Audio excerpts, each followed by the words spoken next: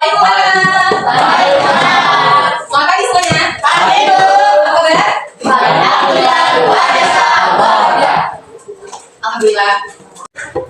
Oke, sebelum memulai pembelajaran, ibu absen dulu ya. Ya, dulu yang nggak hadir. Ayo. Kena. Baiklah, hari ini kita akan belajar tentang sistem hukum di Indonesia. Paketnya sudah pada dipegang semua? Silakan kalian buka halaman 77.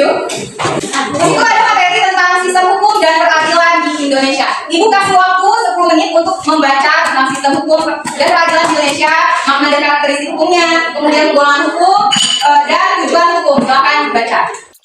Bacanya, sekarang kita masuk ke penjelasan. Tapi sebelum menjelaskan, ibu mau menyampaikan tujuan pembelajaran dahulu. Setelah mengikuti proses pembelajaran ini, kalian diharapkan mampu yang pertama menjelaskan makna dan karakteristik hukum dalam kehidupan bermasyarakat. Kedua, mengklasifikasi jenis-jenis hukum berdasarkan sumber, bentuk, sifat, dan isinya. Yang ketiga, menyadari bahwa patuhan terhadap hukum berwujud keterangan dan pengertian pada Tuhan yang Maha Esa. Next. Tadi tentunya kalian sudah membaca ya, tentang makna sistem hukum dan peradilan di Indonesia. Nah sekarang ibu mau tanya nih, apa yang terjadi jika tidak ada aturan atau hukum di dunia? Ada yang bisa jawab? Boleh? Kalau semua orang mau menang sendiri, jadi semua aku. Ya betul sekali. Ada lagi? Boleh? Jarang kaya. Betul.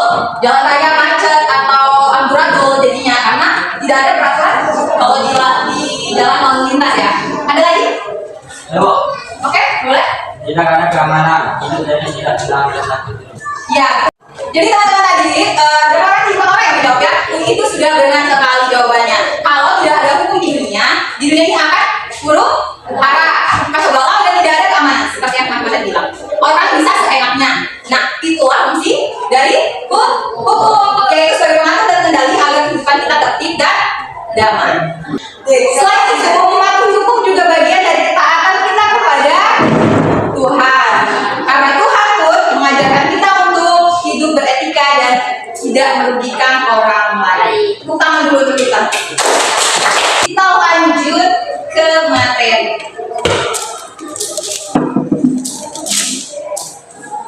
Makna hukum. Tadi ibu sudah minta kalian membaca dan kalian pastinya sudah membaca tentang apa sih itu hukum. Hukum dapat diibaratkan sebagai pagar di kebun binatang. Pagar tersebut membatasi kehidupan binatang yang liar dengan pengunjung agar tercipta keamanan.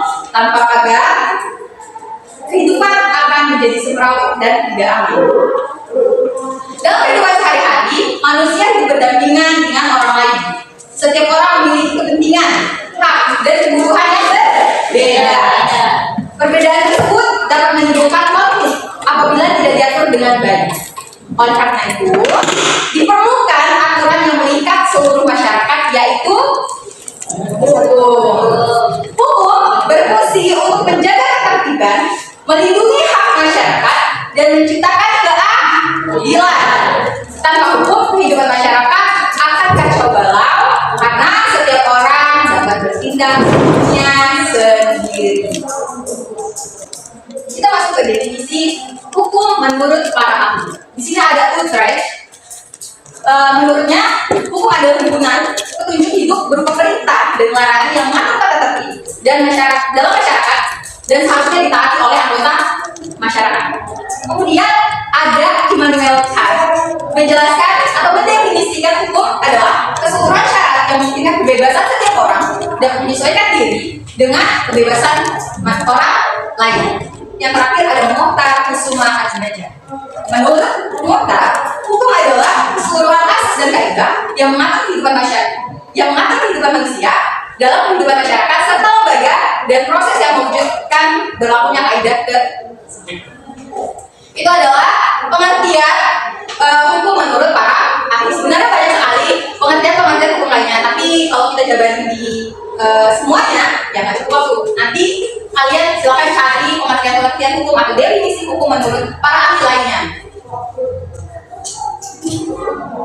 Next. Nah, kita masuk ke unsur-unsur hukum. Tadi kalian sudah baca tentunya tentang unsur-unsur hukum.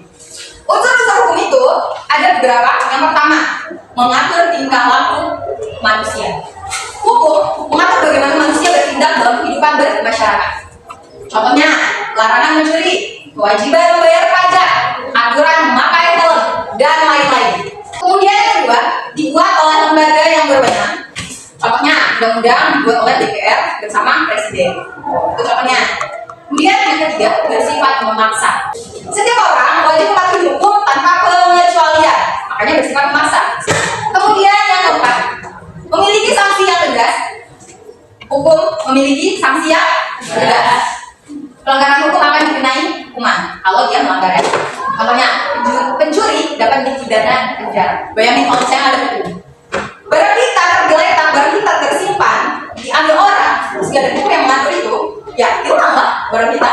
Kemudian yang pelakunya atau pencurinya nggak dikenai sanksi, karena nggak ada hukum. Dari penjelasan tadi kita tahu bahwa hukum itu bersifat memaksa. Nah, menurut kalian, mengapa hukum bersifat memaksa? Apa jadinya jika hukum tidak bersifat memaksa? Ada yang bisa jawab? Boleh, Hafiz? Supaya orang takut melanggar. Kalau tidak memaksa orang maka saya tidak sadar. Betul sekali. Ada lagi? Ada lagi yang bisa jawab selain Afil? Ya, bisa. Agar aturan yang terkait dan dipatuhi oleh semua orang tidak ada yang salah. Boleh, tepuk dulu lah. Hukum harus memaksa agar memiliki kekuatan hukum yang mengikat. Kalau tidak memaksa, hukum itu hanya akan jadi nasihat atau aturan biasa dan tidak akan dipedulikan oleh orang lain. Kira-kira tadi paham nggak tentang makna dan karakteristik hukum? Paham? Kalau ada yang bertanya, silakan tanyakan ya. Sekarang kita membahas tentang penggolongan hukum. Yang pertama berdasarkan sumbernya. Berdasarkan sumbernya itu ada hukum undang-undang, ada hukum kebiasaan, ada hukum adat, ada hukum traktat, dan hukum jurisprudensi. Golongan selanjutnya itu berdasarkan tempat berlakunya. Itu ada hukum nasional, hukum internasional, hukum asing, dan hukum gereja. Next, berdasarkan bentuknya. Berdasarkan bentuknya itu ada hukum tertulis dan hukum tidak tertulis. Next ya, cepat ya. Penggolongan hukum selanjutnya berdasarkan waktu berlakunya. Yang pertama ada ius constitutum, hukum yang berlaku sekarang. Contohnya undang-undang yang sedang berlaku saat ini apa aja? Undang-undang yang berlaku saat ini itu termasuk dalam golongan ius constitutum. Kemudian yang kedua, ius constituendum, hukum yang dicita-citakan dalam di masa depan. Itu baik anak, sampai di sini kita membahas berbagai macam penggolongan hukum, mulai dari berdasarkan sumber, bentuk, sifat, hingga isinya.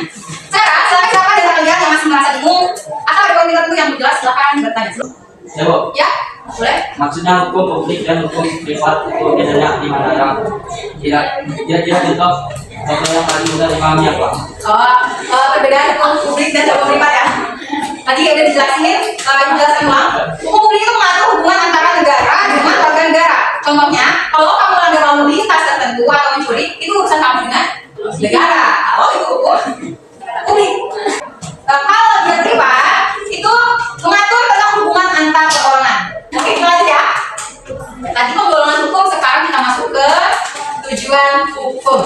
Tujuan hukum yang pertama adalah menjamin kepastian hukum. Masyarakat bisa mengetahui hak dan kewajibannya. Tujuan yang kedua menjaga ketertiban dan keamanan.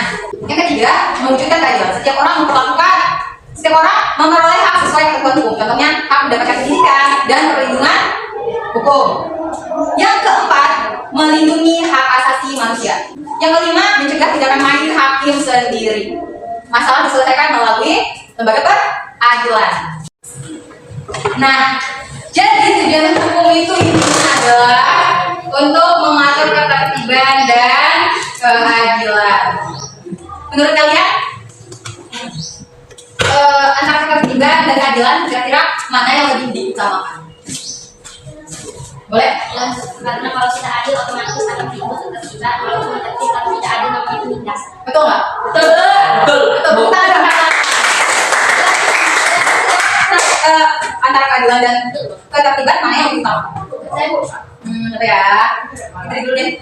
sama pentingnya Bu. Kalau tidak ada ketertiban hancur semuanya. Tapi kalau tidak ada adil maka tidak akan pernah. Betul sekali. Betul. Keadilan lebih utama karena kalau tujuan hukum kan supaya semua orang diperlakukan sama dan tidak merugikan. Betul sekali. Betul semua. Sebenarnya keduanya saling berkaitan. Namun dalam hukum Indonesia keadilan itu juga ada jiwanya.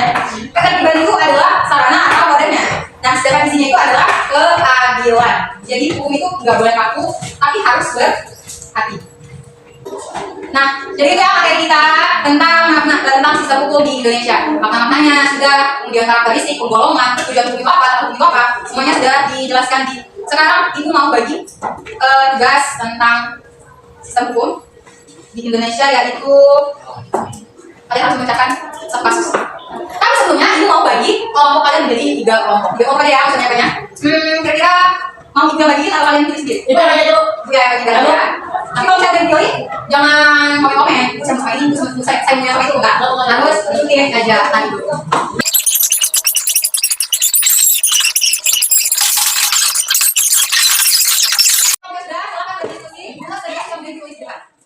Diskusi bareng namanya saling bertukar pikiran, argumen, pendapat dan lain-lain. Udah ya, cukup ya. Sekarang silakan satu orang, terserah mau yang kelompoknya silakan atau satu lainnya silakan untuk mempresentasikan hasil diskusinya. Lanjut, presentasikan hasil diskusi kalian untuk kelompok satu. Silakan. Itu memperkenalkan kami dari kelompok ingin menjawab hasil analisis kami dari membersihkan tuan atau depan. Ya, boleh. Permasalahannya itu di sini kami melihat permasalahannya bahwa Andi mengalihkan mobil daripada sudah jelas, terdapat kurang waktu sehingga menghambat akses keluar masuk pengunjung. Dari hasil analisis kami, tindakan Andi membersihkan tidak mematikan sepanjang berlaku di lingkungan umum, mampu tidak pasti yang dibuat untuk menjaga kelancaran lalu lintas dan kenyamanan bersama. Dengan mengambil perhatian tersebut, Andi telah melakukan hal tersebut dan menyebabkan kemacetan.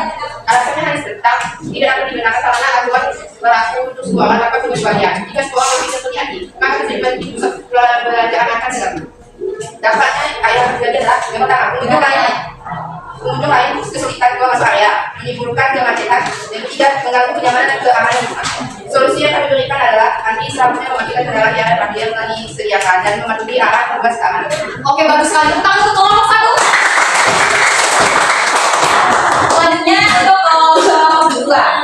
Selanjutnya menjawab dalam kasus ini, kami melihat masalah bahwa Andi merasa bebas melakukan hal di mana saja tanpa memikir hak pengguna jalan lainnya. Menurut hasil analisis kami, setiap orang memiliki hak menggunakan fasilitas umum, tetapi juga memiliki kewajiban menghormati hak orang lain. Dalam kasus ini, Andi lebih mementingkan kepentingan pribadinya dibandingkan kepentingan bersama. Tindakan tersebut mencerminkan kurangnya tanggung jawab sosial, karena akses jalan yang harus digunakan bersama terus terhalang oleh kendaraan Andi. Kebebasan seorang tetap dibatasi oleh aturan dan hal lain. Dampak 1. Hak pengunjung lain untuk mendapatkan akses jalan yang lancar terganggu. 2. Menimbulkan rasa tidak nyaman bagi pengguna lain. 3. Bisa memicu konflik antara pengunjung dan petugas keamanan. Solusi yang kami berikan adalah Andi perlu menyadari bahwa menggunakan fasilitas umum harus disertai tanggung jawab.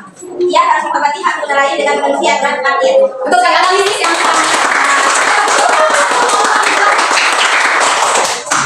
Oke, terima kasih untuk kelompok 1, kelompok 2, dan kelompok 3. Kalian semua luar biasa sudah bisa memecahkan satu kasus, lalu memberikan dampak-dampaknya dan memberikan solusi juga ya untuk kasus tersebut. Kira-kira seru nggak diskusinya tadi? Kalian semua orang hebat. Sebelum kita akhiri, coba ada nggak yang bisa ngomong singkat atau menyampaikan tentang poin-poin penting yang kita dapat hari ini? Ada yang bisa menjawab atau menyampaikan kesimpulan tentang poin-poin yang kita dapat hari ini? Ya boleh. Poin pentingnya adalah hukum itu dibuat bukan buat memilihkan, tapi buat menjaga ketertiban dan keadilan bersama. Oke, terima kasih Erna sudah menyampaikan poin utama. Hukum bukan untuk memilihkan, tetapi untuk menjaga ketertiban dan keadilan. Selanjutnya ada lagi yang mau menyampaikan poin utama itu. Saya boleh. Jadi kita harus paham bahwa kebebasan kita itu ada batasnya. Kita boleh semena-mena dan harus tetap menghormati hak orang lain. Terus kali itu kebebasan kita ada batasan dan kebebasan kita itu dibatasi oleh kebebasan orang lain. Kalau mau merasakan kebebasan, mau merasakan keadilan, tapi juga kedamaian, keamanan, kita harus menjaga hal itu juga. Seperti kita dan untuk orang lain. Jadi kesimpulannya gini ya. Hukum itu bukan musuh kita. Hukum bukan dan bukan alat untuk mengekang kita. Tapi justru hukum itu pelindung dan teman kita. Aturan dibuat supaya kita aman dan nyaman dan merasa keadilan. Jadi mereka akan menjadi warga negara yang taat, cerdas dan bertanggung jawab. Taat pada hukum dan patuh terhadap aturan. Oke, terima kasih untuk semuanya. Silakan hasil analisis tadi dikumpulkan untuk ibu nilai. Jangan lupa nama kita ditulis ya. Terima kasih atas perhatian dan kerjasamanya. Terima kasih untuk hari ini. Wassalamualaikum warahmatullahi wabarakatuh.